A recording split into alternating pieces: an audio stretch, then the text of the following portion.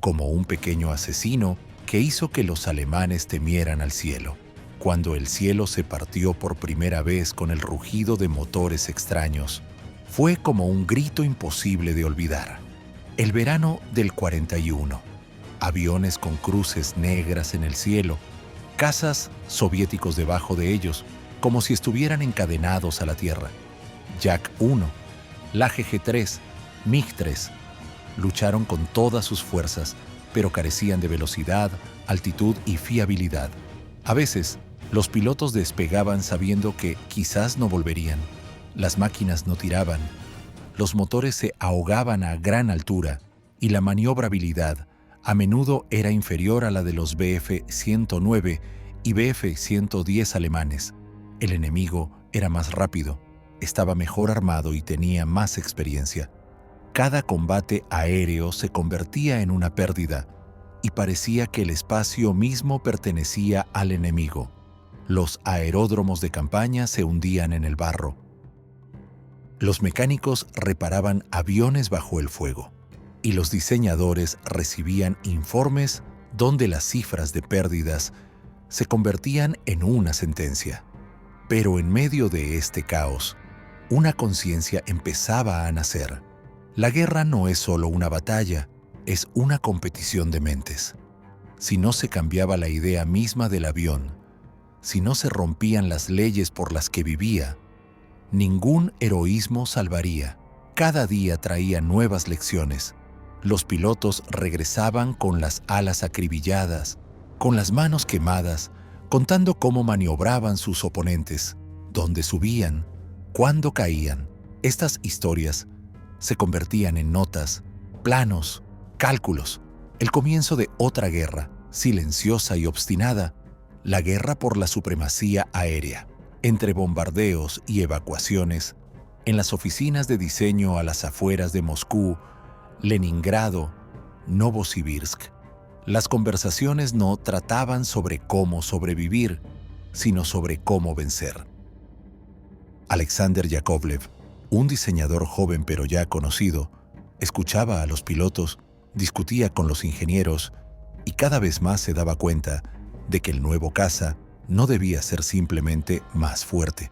Tenía que ser diferente, no macizo, no pesado, sino ligero, flexible, vivo.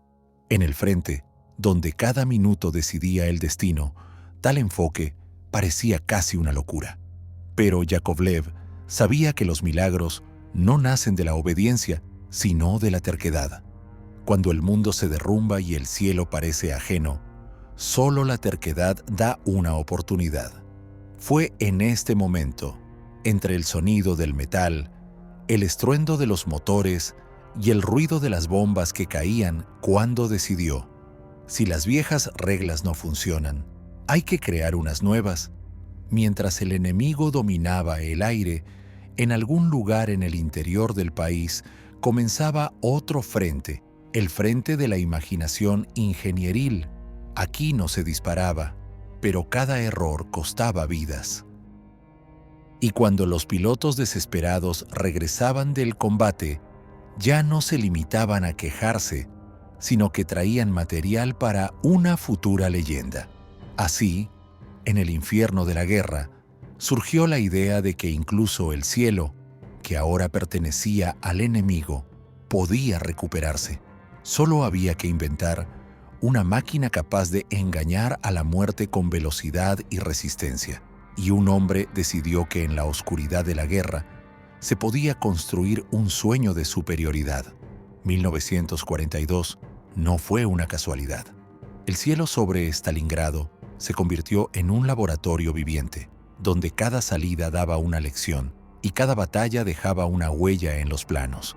Cuando los zapadores de la aviación del frente consiguieron capturar un Bf-109G en perfecto estado, fue como arrebatarle al enemigo el libro con las respuestas a las preguntas que atormentaban a diseñadores y pilotos. El avión fue llevado al banco de pruebas, y no fue un registro seco, sino la propia máquina la que habló con la voz de los nervios de acero. ¿Dónde tenía ventaja? ¿Dónde estaba la vulnerabilidad? ¿Qué trucos habían incorporado los alemanes en el sistema de suspensión, en el perfil del ala, en el enfriamiento del motor? Los pilotos que tocaron la cabina ajena regresaron con otra perspectiva. Contaron sobre las salidas a alta velocidad en picada, sobre cómo el Messerschmitt no perdía la cabeza en los giros, cómo ganaba altitud y mantenía la marcha al acelerar. Estas historias no eran entusiastas ovaciones, eran agudas como un diagnóstico. Los ingenieros abrían el revestimiento, estudiaban la relación entre el peso y la tenacidad en el giro, metían los coeficientes aerodinámicos en las tablas y, al final, llegaron a una simple conclusión: luchar de frente contra algo que se apoya en una filosofía de diseño diferente es inútil. Alexander Sergeyevich Yakovlev dio entonces un paso que más tarde pareció obvio. Si la fuerza reside en la velocidad y no en la masa, la respuesta no está en el aumento de peso ni en el refuerzo del armamento. Según el principio de más es mejor, la respuesta está en la ligereza, en la pureza de las líneas, en la capacidad de entrar en combate y salir antes de que el enemigo pueda aprovechar su ventaja. Se necesitaba un avión que picara rápido y discretamente, casi como una avispa, un mosquito en una metáfora comprensible para cada mecánico y cada piloto. La decisión conllevaría compromisos difíciles. Renunciar a la habitual estructura de potencia de varias capas, reducir el radio de alcance de las misiones de combate, sacrificar las pesadas reservas de combustible en aras de la agilidad y la aceleración. Sobre el papel, parecía arriesgado. En el frente, cada ahorro de combustible, cada pérdida de blindaje se percibía como una vulnerabilidad. Pero detrás de estas cifras se escondía una lógica simple y dura. Si el caza es capaz de hacer lo que las máquinas alemanas no pueden cerca del suelo, podrá dictar las reglas de la batalla donde todo se decide, a baja y media altitud. Así, en la mente de un grupo de diseñadores y pilotos, se forjó el plan de tomar como base una máquina ya familiar, compleja en producción y operación, y transformarla en un cazador ligero y agresivo. El trabajo debía realizarse deprisa, pero no de cualquier manera. Cada modificación requería precisión y cada idea una prueba. Así comenzó el trabajo en la máquina destinada a convertirse en leyenda. Cuando la idea se convirtió en plano y el plano en metal, todo alrededor pareció acelerarse. El tiempo no daba ni un día ni una hora. El frente exigía aviones para anteayer. Así nació el proyecto, que recibió el nombre de trabajo Yak-UM, la M de la palabra mosquito, y esta definición resultó ser más precisa que cualquier término técnico. En este nombre resonaba toda la filosofía de la nueva máquina: ligereza, furia y capacidad de estar donde el enemigo no espera. La oficina de diseño de Yakovlev parecía una colmena. Los trabajadores estaban junto a las mesas de dibujo día y noche. Los calculistas no se iban a casa. Los ingenieros discutían directamente sobre los modelos en el túnel de viento. Cada gramo de peso se convertía en objeto de batalla. Se eliminó de la estructura todo lo que se podía quitar sin perder resistencia. Los largueros del ala ya no eran de madera, sino de duraluminio, ligeros y rígidos. La parte de la cola se revistió con contrachapado en lugar de tela para reducir la resistencia y aumentar la fiabilidad. El radiador de aceite se escondió más profundamente en el fuselaje, casi hundido bajo el motor, para que el flujo de aire fuera uniforme, sin remolinos. Incluso la rueda de cola, que antes sobresalía, se hizo retráctil, como un depredador que recoge sus garras. Los constructores de motores tampoco se quedaron al margen. El M-105PF pasó por un segundo forzado, ganando unos 80 caballos de fuerza. Era ya otro motor, compacto, agresivo, con una respuesta rápida al acelerador. En tándem con la construcción aligerada, convertía el avión en un muelle capaz de dispararse en cualquier momento. La cabina se hizo más estrecha, pero la visibilidad mejoró y los instrumentos se colocaron para que el piloto no se distrajera ni por un segundo. El objetivo principal era el equilibrio. El Yak 1M no debía ser simplemente más rápido o más ligero, debía convertirse en una extensión del cuerpo del piloto. Todos los que tocaron la nueva máquina notaron una extraña sensación, como si respirara contigo. En los giros, el avión no se resistía, sino que obedecía. Al ganar altitud, no se obstinaba, sino que se estiraba hacia adelante, como si él mismo quisiera llegar a las nubes. Cada experimento, cada ajuste, se daba con esfuerzo. La guerra continuaba. Había que intercambiar materiales.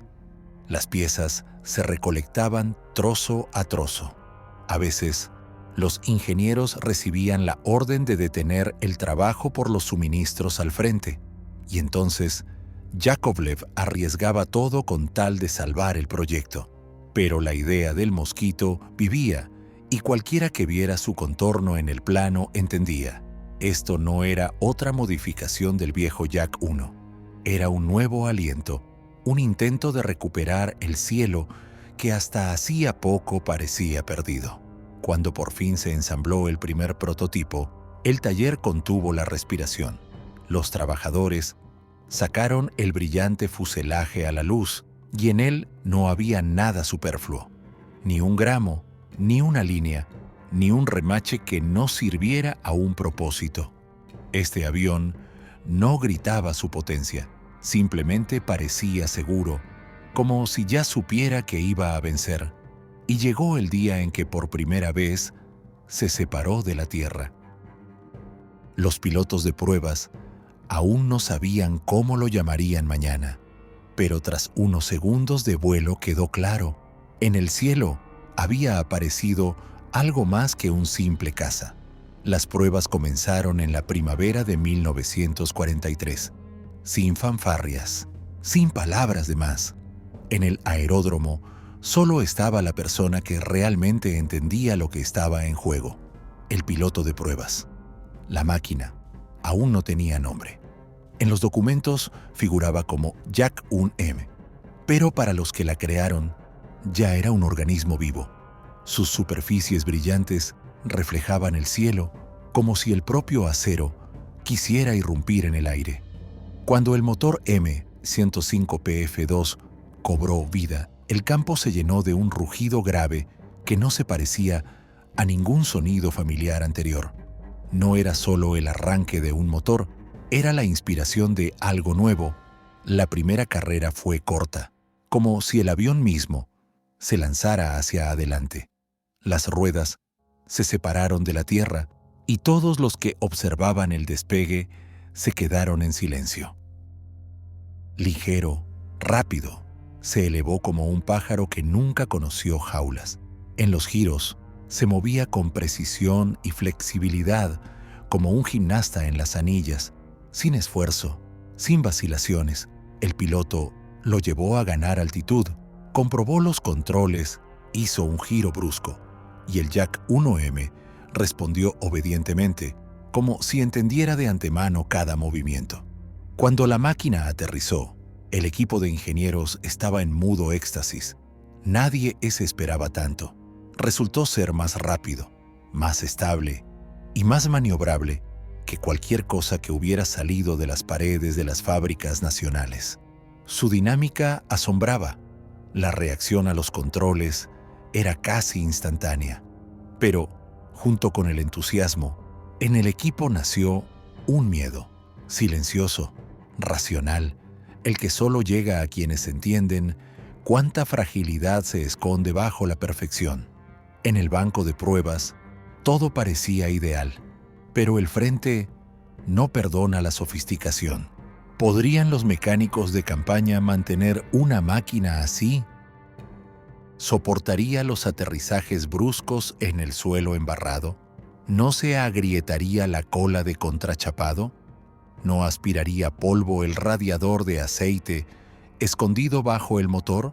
Los pilotos de pruebas aseguraban que todo funcionaba impecablemente, pero los ingenieros sabían que entre el vuelo ideal y la guerra real se extendía un abismo. En las reuniones, Yakovlev escuchaba los informes en silencio. Veía ante sí no solo gráficos de velocidades y ángulos de ataque, sino a personas vivas que mañana llevarían este avión al combate. Necesitaba estar seguro no solo del metal y los remaches, sino también de que este caza perdonaría un error humano, porque el frente no es un laboratorio donde todo está calculado. Allí hay barro, frío, desgaste, fatiga, y si el Yak 1M no resiste esto, todos los esfuerzos serán en vano. El sol se ponía sobre el aeródromo, dejando atrás el día en que por primera vez despegó la máquina que cambió el destino del cielo soviético. Todavía no se llamaba Yak 3. Aún no conocía el combate, pero ya respiraba confianza y fuerza. En el aire quedó un rastro sutil no del escape, sino de la sensación de que había nacido algo más grande que un simple avión. La respuesta a todas las dudas llegó un año después, en 1944, cuando comenzaron las primeras batallas reales. El verano de 1944 trajo no solo calor, sino también un punto de inflexión del que se hablaría más tarde como un milagro. El Yak 3 fue entregado por primera vez a un regimiento de combate, el 91 de cazas, en los aeródromos descoloridos de Bielorrusia, entre la hierba y la tierra quemada. Los pilotos se acercaron a las nuevas máquinas con esa sensación especial de entender que lo que tenían delante no era solo tecnología, sino un arma capaz de cambiar el curso de la guerra. La primera salida fue tranquila, sin desfiles ni cámaras de cine. En el cielo colisionaron dos épocas, la vieja alemana, segura de su superioridad, y la nueva soviética, que recién empezaba a respirar a pleno pulmón. Cuando los Focke-Wulfs entraron en un giro, todo parecía habitual. Alemanes al ataque, los nuestros a la defensiva. Pero en pocos segundos, el cielo pareció invertirse. El Yak 3 perdió altura bruscamente, luego, con soltura, se situó por debajo y abrió fuego. 1, 2, 3. Todo sucedió con tanta velocidad que los observadores en tierra no pudieron seguir el movimiento. Después del aterrizaje, los pilotos guardaron silencio. En sus miradas no había sorpresa, sino otra cosa: confianza. La máquina respondía a cada movimiento de la mano. No perdía velocidad ni en horizontal ni en vertical. En el segundo giro, alcanzaba al Focke-Wulf. En el tercero, al Messerschmitt, donde antes había que salvarse con una maniobra o suerte, ahora se vencía con cálculo preciso y ligereza de la construcción. El mando notó rápidamente la diferencia. En poco tiempo, se realizaron más de 30 salidas de combate y las pérdidas resultaron mínimas. 1 Yak 3 por cada 19 salidas. En condiciones en las que los aviones anteriores apenas regresaban a medias, esto parecía imposible. El radio de acción era limitado, pero dentro de su radio de caza, el enemigo no tenía posibilidades. Los pilotos decían que el Yak 3 parecía sentir la batalla junto con ellos. No entraba en barrena, no se iba hacia abajo con la sobrecarga, sino que, de manera suave, precisa, como si estuviera vivo, ayudaba a alcanzar la posición. Uno de los ases del regimiento recordaba que por primera vez en toda la guerra no sintió miedo, sino emoción. Ahora se podía cazar, no solo sobrevivir. Los alemanes al principio no creían lo que estaba sucediendo. Las intercepciones de radio registraban asombro. Los nuevos cazas soviéticos operan por debajo de 5.000 metros, como pegados al suelo, pero son imposibles de derribar. En esos días, la Luftwaffe perdió más máquinas que en varios meses anteriores. El cambio de equilibrio se sentía incluso sin los informes. En el aire olía a victoria y en tierra, los mecánicos sonreían por primera vez al ver regresar los aviones sin agujeros. El Yak 3 se convirtió en un símbolo de confianza. Su aparición dio al frente lo que le había faltado durante largos años: la sensación de que el cielo era nuestro de nuevo. Pero cuantas más victorias traían estas máquinas ligeras y veloces, con más atención se las observaba al otro lado del frente. Las primeras semanas, tras la aparición del Yak 3, fueron como un rayo en cielo despejado. Los alemanes no entendían lo que pasaba. Hasta hacía poco, sus Bf-109 y Focke-Wulfs se sentían dueños de la altitud, pero ahora, con solo descender por debajo de 5.000 metros, todo cambiaba.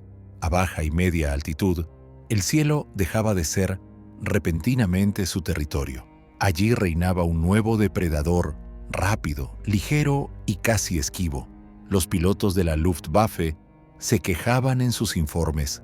El Yak se acerca por debajo como una sombra. Lo vemos cuando ya es tarde. Al principio, los comandantes alemanes lo achacaban a la casualidad, al cansancio o a las condiciones meteorológicas, pero el número de pérdidas crecía.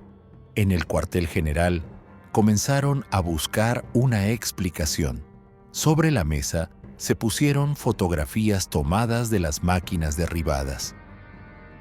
Y los ingenieros alemanes notaron por primera vez una extrañeza. El nuevo caza soviético no tenía toma de aire bajo el capó. Este detalle se convirtió en una señal de alarma. En agosto de 1944, el mando del Frente Oriental emitió una directiva para evitar combates a altitudes de hasta 5 kilómetros con el Yak que no tuviera la toma de aire bajo el capó. Esto no fue solo una instrucción técnica, fue un acto de reconocimiento. Por primera vez en toda la guerra, los pilotos alemanes recibieron la orden de no entrar en combate si se enfrentaban a un avión soviético de un tipo específico. La Luftwaffe estaba perdiendo la iniciativa no por el combustible, no por el suministro, sino por el miedo. El quiebre psicológico se sentía en el aire. Las conversaciones de las tripulaciones alemanas se volvían más tensas. Discutían cómo evitar el enfrentamiento, cómo subir más alto, dónde podían esconderse en las nubes. La sola mención del Yak, sin toma de aire, sonaba como una advertencia. En los aeródromos de los territorios orientales se empezó a cambiar la táctica. Ahora se intentaba librar las batallas solo a grandes alturas, donde la ventaja seguía siendo suya. Pero en los escalones bajos, el cielo ya no pertenecía a Alemania. Los pilotos soviéticos notaron el cambio. El enemigo se volvió cauto, falto de confianza, y esto daba una fuerza adicional. El Yak 3 permitía actuar con audacia, decisión, velocidad. Despegaba, golpeaba, desaparecía y regresaba de nuevo, mientras los haces alemanes apenas subían para interceptar. Esto no era solo técnica, era una nueva arma de guerra psicológica.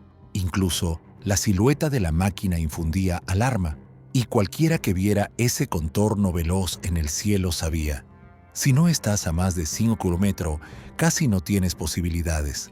El cielo había cambiado de dueño. La Luftwaffe, acostumbrada a dictar las condiciones, se vio obligada a reaccionar. Las órdenes de no entrar en combate sonaban como una sentencia a su orgullosa reputación.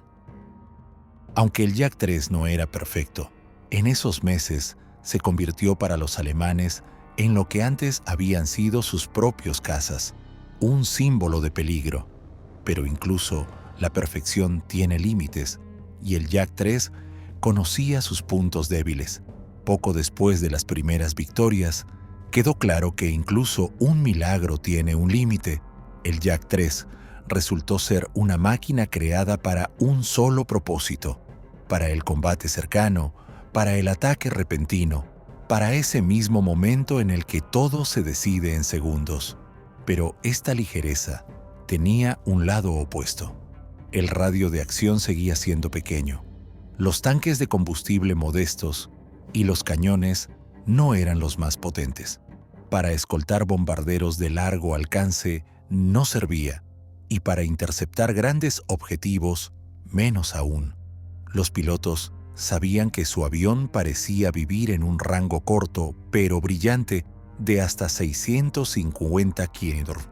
Más allá de ese límite, perdía su ventaja, y la batalla se convertía en un riesgo.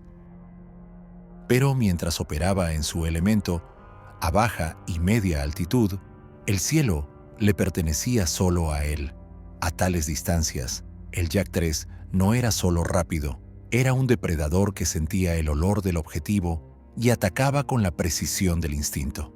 A veces, se le comparaba con un ser vivo, ligero, veloz, como si respirara junto con el piloto, pero en cada vuelo se escondía un precio. Para alcanzar tal perfección, los diseñadores sacrificaron mucho: autonomía de vuelo, protección, armamento potente. Contra Messerschmitts o Focke-Wulfs solitarios, esto era suficiente. Pero cuando había que enfrentarse a una formación densa de bombarderos, los pilotos sentían lo rápido que se agotaba la munición, a veces después de una sola ráfaga corta. Sin embargo, incluso estas limitaciones no se percibían como debilidad. El Jack 3 no fue creado para ser universal. Era un arma de superioridad puntual, una espada ligera contra un escudo pesado. En el frente lo apodaron el cazador, y esa palabra encajaba perfectamente. No escoltaba, no esperaba, no observaba. Él era el primero. Los mecánicos aprendieron rápidamente a comprender las peculiaridades de la nueva máquina. Sabían que el motor era sensible al sobrecalentamiento, que el combustible debía ahorrarse, que el radiador de aceite, hundido bajo el motor, amaba la limpieza. Pero a pesar de esto, el Jack resultó ser sorprendentemente fácil de mantener. Podía montarse y desmontarse directamente en un aeródromo de tierra bajo el fuego y volvía a la batalla. Los pilotos decían que si una vez habías volado en un Jack 3, los otros cazas ya parecían extraños. No perdonaba errores, pero tampoco exigía lo sobrenatural. Simplemente obedecía, y cuando sus sombras veloces aparecían sobre el campo de batalla, incluso el enemigo entendía: aquí comienza una caza cuyo resultado ya está predeterminado. La perfección no es eterna, pero en su elemento, el Jack 3 se convirtió en lo que se concibió: la encarnación de la rapidez, la precisión y la determinación. Y aún así, su historia no terminó en 1945. Apenas comenzaba, cuando el estruendo de las batallas se apagó sobre los frentes y el cielo volvió a estar en silencio. Parecía que el Jack 3 habría cumplido su misión y pasaría a la historia como una de tantas máquinas de guerra, pero no desapareció. Sus formas, cálculos, ligereza y equilibrio resultaron ser tan perfectos que se convirtieron en el punto de partida para una nueva era, la era del vuelo a reacción. Los ingenieros que sobrevivieron a la guerra ya pensaban en el futuro. Entendían que ahora la velocidad era el principal lenguaje de la aviación. Los motores de pistón habían alcanzado su límite, pero la aerodinámica del Jack 3 demostró que incluso en condiciones limitadas se podía encontrar la relación ideal entre masa, empuje y control. Sus líneas limpias, las transiciones suaves del fuselaje al ala, la distribución precisa de la carga. Todo esto se convirtió en el fundamento para el siguiente paso, cuando Yakovlev y su equipo comenzaron a diseñar el primer caza a reacción soviético, el Yak-15. No partieron de cero, simplemente continuaron la línea iniciada por ese mosquito. En esencia, el Yak-3 se convirtió en el último aliento de la era de los pistones y el primer esbozo del futuro a reacción. Conectó dos mundos, el viejo, donde el piloto sentía el aire con la piel, y el nuevo, donde el hombre debía confiar en la velocidad. En las exposiciones de la posguerra, los ingenieros occidentales observaron el Yak-3 con un respeto que la técnica soviética no había conocido al principio de la guerra. Lo llamaron el caza más elegante de la Segunda Guerra Mundial. Destacaron su maniobrabilidad, facilidad de control y limpieza de diseño. Incluso aquellos que lucharon contra él reconocieron que en esta máquina había algo humano, algo que iba más allá del cálculo ingenieril. Hoy, el Yak-3 se puede ver en museos, en aeródromos restaurados, en películas donde se eleva de nuevo al cielo, como un recordatorio. Cuando todo parece perdido, siempre queda la posibilidad de volar. Su silueta vive no solo en el metal, vive en cada silueta a reacción que se alza en el cielo, en cada aspiración a hacer lo imposible. Nació del miedo a perder, de la desesperación de las primeras derrotas, de la necesidad y la escasez, pero fue precisamente en estas condiciones donde nació la belleza, no ostentosa, no decorativa, sino auténtica, nacida de la lucha por la supervivencia. En sus curvas está la obstinación de los diseñadores, en su ligereza, la valentía de los pilotos, en su vuelo, la fe en que incluso en la guerra más sombría se puede crear algo eterno.